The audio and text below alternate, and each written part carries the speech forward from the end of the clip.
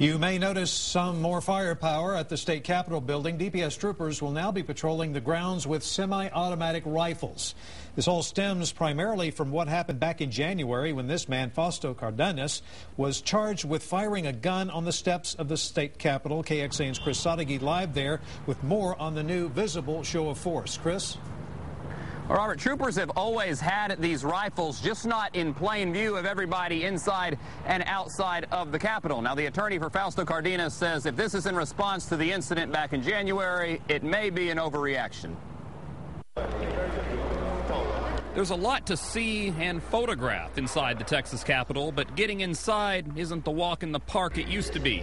First came the metal detectors, now the firepower. It almost looks like they've gone a little overboard the other way, but I think, more security is better than less. Michael Crane may not mind, but starting this week, some troopers will randomly be alongside the sightseers, only they'll be armed with an M4 rifle instead of their usual Magnum handgun. DPS won't attribute the increased arsenal to any one incident, but there's been noticeable security changes since shots rang out in January. I don't think Fausto fits anybody's definition of terrorist. He may have done something foolish or maybe not, but he's certainly not a terrorist.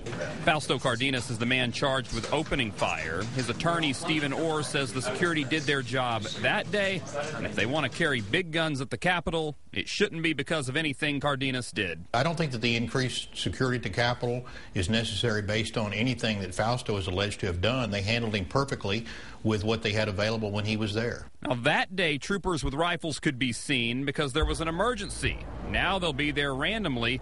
I mean, I don't mind it. And out-of-towners like Kennedy Ryan from Canada say it's hard to not notice, but she also likes being safe. I think just people looking at it maybe scares them off and dissuades them from doing something like bringing a gun inside the building.